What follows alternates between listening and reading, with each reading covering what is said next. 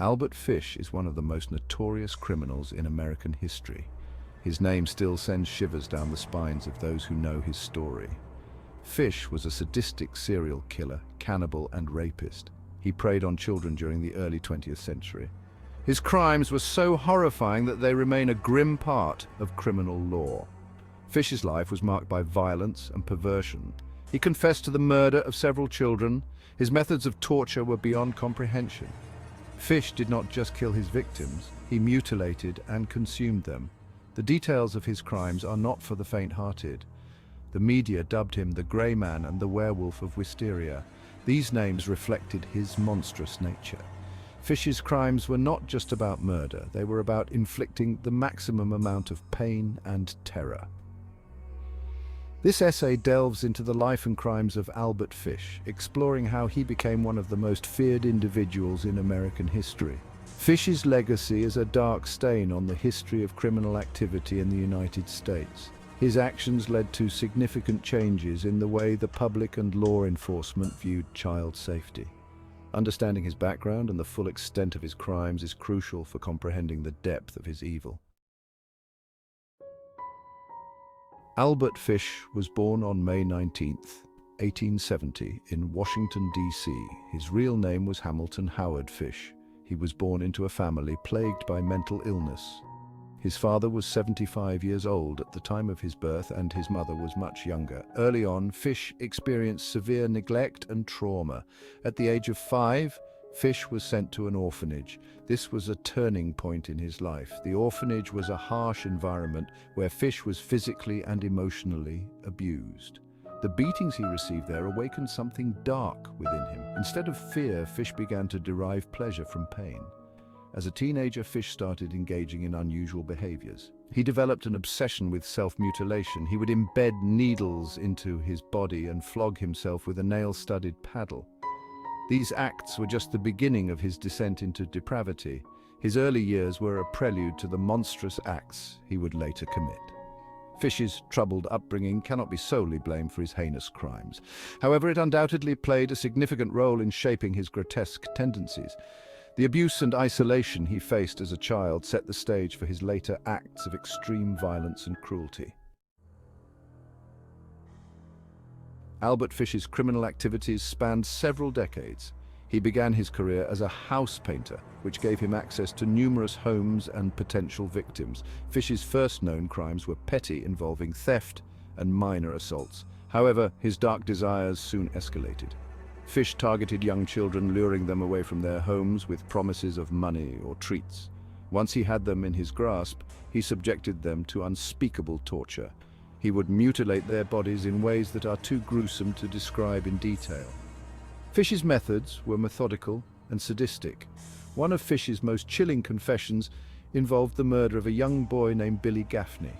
Fish kidnapped Billy, subjected him to prolonged torture, and eventually killed him. Fish later wrote a detailed letter to Billy's family, describing the horrific acts he had committed. This letter is one of the most disturbing pieces of evidence ever uncovered. Fish's ability to evade capture for so long was partly due to the times. The early 20th century lacked the advanced forensic techniques we have today. Moreover, Fish was cunning and manipulative. He often moved between states, making it difficult for authorities to track him. His reign of terror seemed unstoppable. Section 4. The abduction and murder of Grace Budd. The case of Grace Budd is perhaps the most infamous of all Fish's crimes. In 1928, Fish answered an ad placed by Edward Budd, a young man seeking work. Fish visited the Budd family under the pretense of offering Edward a job. Instead, he set his eyes on Grace, Edward's 10-year-old sister. Fish promised to take Grace to a party, and the Budd family, trusting the elderly man, allowed her to go with him. This was the last time they saw Grace alive. Fish took her to an abandoned house in Wisteria, New York. There, he tortured and killed the little girl in a manner too horrific to detail. He then dismembered her body and consumed parts of it. 6 years later, when Fish sent an anonymous letter to the Budd family, in it he described how he killed Grace and even included morbid details about consuming her flesh. This letter was the key piece of evidence that led to Fish's arrest. The police were able to trace the letter back to Fish, finally bringing him to justice. Grace Budd's tragic death highlighted the monstrous nature of Fish's crimes. It also showed the lengths to which he would go to inflict pain and suffering.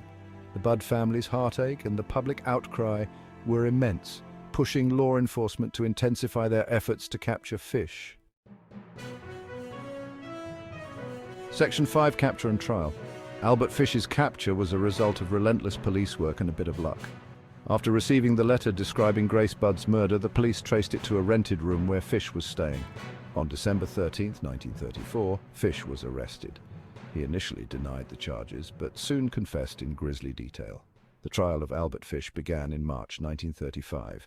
It was a media sensation, with newspapers covering every horrifying detail. Fish's defense tried to claim insanity, pointing to his bizarre behavior and mental illness. However, the jury was not convinced. The sheer brutality of his crimes overshadowed any arguments for leniency. During the trial, Fish admitted to killing several other children, although not all of these claims could be verified.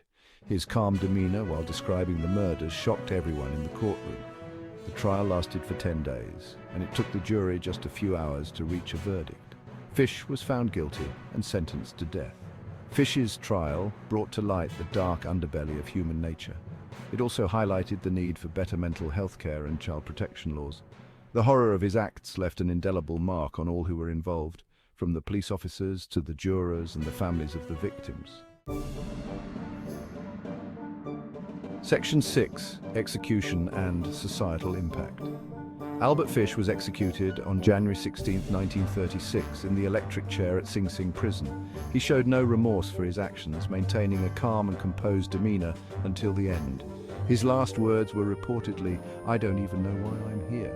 The execution brought a sense of closure to the families of his victims. Fish's death did not erase the horror of his crimes, but it did bring some measure of justice. His execution marked the end of one of the darkest chapters in American criminal history. The case of Albert Fish led to increased awareness and changes in the protection of children as society grappled with the reality of such evil. The legacy of Albert Fish is a grim reminder of the depths of human depravity. His crimes shocked the nation and forced a re-evaluation of how to deal with such heinous acts. The impact of his actions is still felt today as his story continues to be studied by criminologists, psychologists, and the general public. Fish's horrifying crimes serve as a cautionary tale. They highlight the importance of vigilance and the need for robust systems to protect the most vulnerable members of society. While his name may live in infamy, it also serves as a stark reminder of the potential for darkness within the human soul.